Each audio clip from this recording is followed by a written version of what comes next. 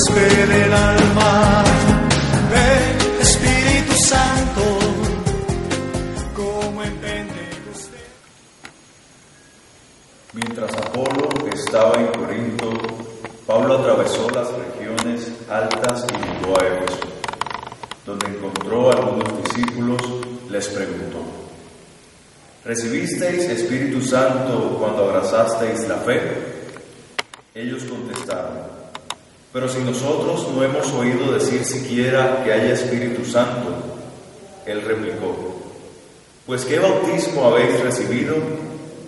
Respondieron: el bautismo de Juan.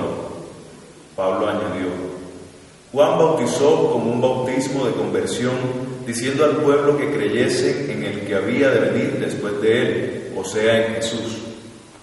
Cuando oyeron esto, se bautizaron en el nombre del Señor Jesús. Y cuando Pablo les impuso las manos, vino sobre ellos el Espíritu Santo, y se pusieron a hablar en lenguas y a profetizar. Eran en total unos 12 hombres. Palabra de Dios.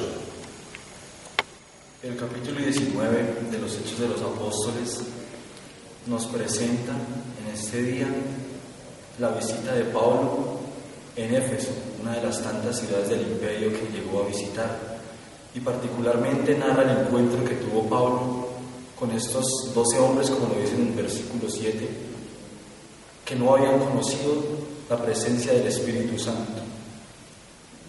Pero hay una pregunta sobre la que se desarrolla todo el tema, una pregunta a la que se le va a ir dando solución a lo largo del relato, y es la pregunta acerca de si han recibido el Espíritu Santo al abrazar la fe, pregunta que Pablo lanza directamente a estos hombres que se hacían llamar discípulos del Señor. En primera instancia, la respuesta por parte de estos hombres es negativa. Ellos dicen: ni habíamos oído hablar de que haya Espíritu Santo. Incluso otras versiones lo dicen: ni siquiera sabíamos que se tiene que recibir el Espíritu Santo. Por tanto, esta respuesta es negativa. Y parece un poco paradójico porque al hacerse llamar discípulos y no tener esta gracia del Espíritu Santo, pone como en duda que realmente sean discípulos del Señor. Pero entonces, ¿quiénes eran estos hombres? Al parecer eran discípulos de Juan el Bautista. En el versículo 4, Pablo les pregunta: entonces, ¿ustedes qué bautismo han recibido? Ellos responden: el bautismo de Juan el Bautista. Por tanto, eran discípulos de Juan. Incluso, si nosotros miramos el contexto de este texto, en el capítulo 18, verso 24, se va a hacer mención a Apolo.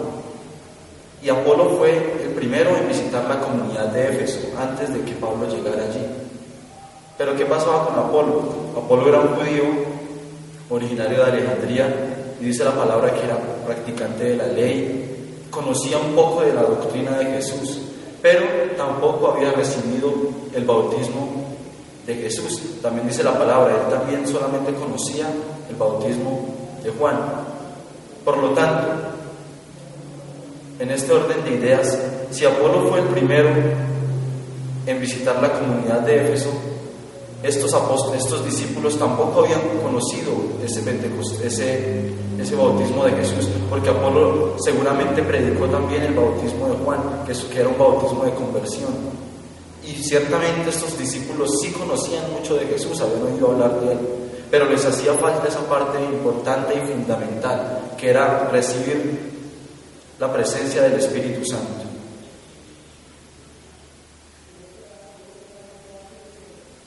Hoy en día, muchos de nosotros tenemos que enfrentarnos con esa realidad en nuestras comunidades, en nuestras futuras parroquias, en nuestras pastorales, porque no son pocos los que tienen conocimiento del Espíritu Santo.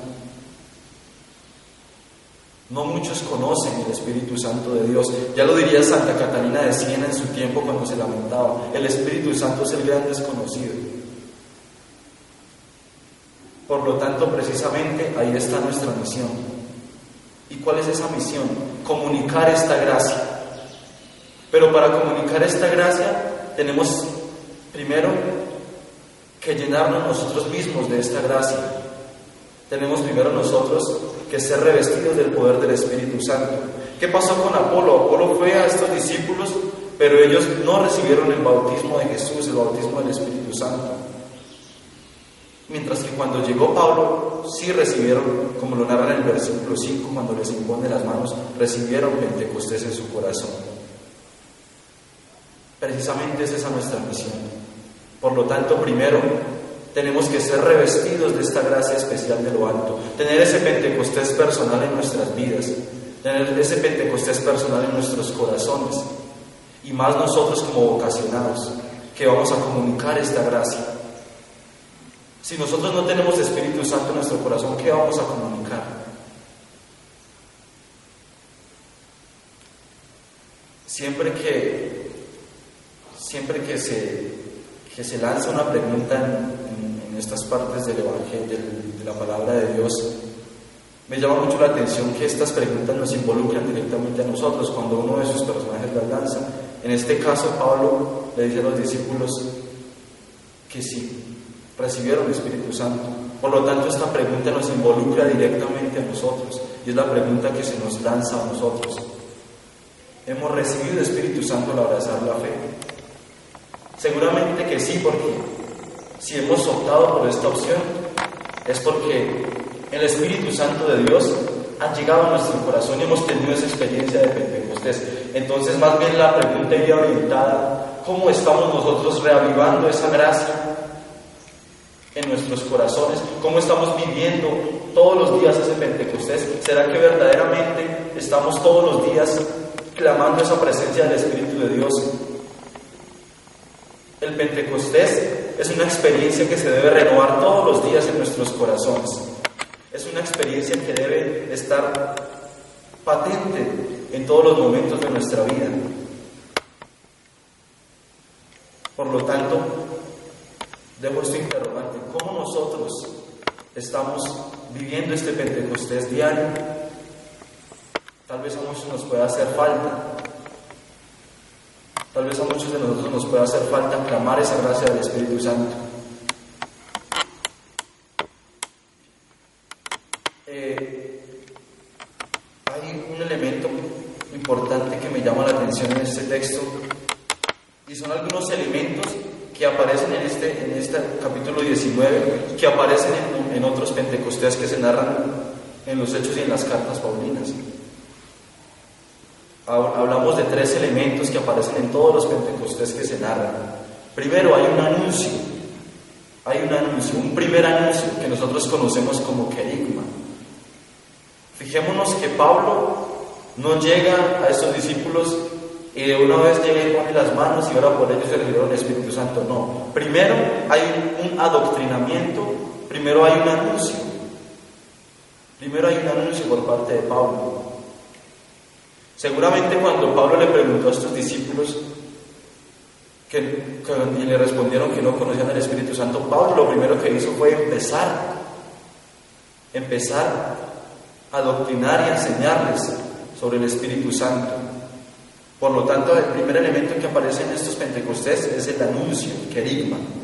Otro elemento: todos los Pentecostés nos muestran una serie de signos externos. Entre los más importantes está la imposición de manos. Démonos cuenta que todos los Pentecostés se narra imposición de manos. ¿Y por qué? Como mandato obediente de Jesús. Fue Jesús mismo quien mandó imponer las manos para que todos recibieran la gracia del Espíritu Santo. Y ya otros elementos externos como las lenguas y las profecías, que hacen parte también de esa experiencia particular y personal de los discípulos.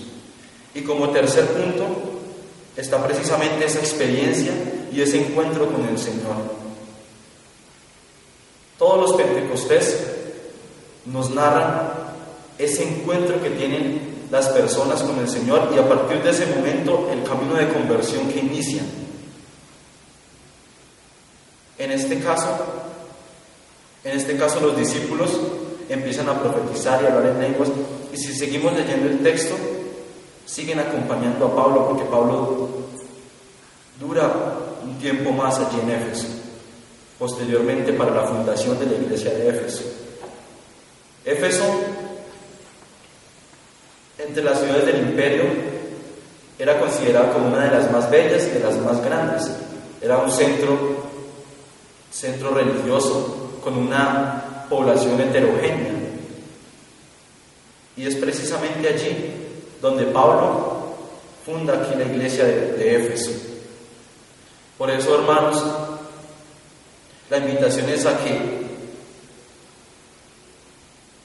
así como Pablo, que en su maravillosa misión como mandato obediente de Jesús, comunica esta gracia, nosotros también seamos portadores de la gracia y sepamos lo que son muchos los que desconocen precisamente que el Espíritu Santo es el que le regala dinamismo, el que da dinamismo a la iglesia. Por eso, revistámonos de la gracia del Espíritu Santo todos los días para que tengamos que comunicar a nuestros hermanos.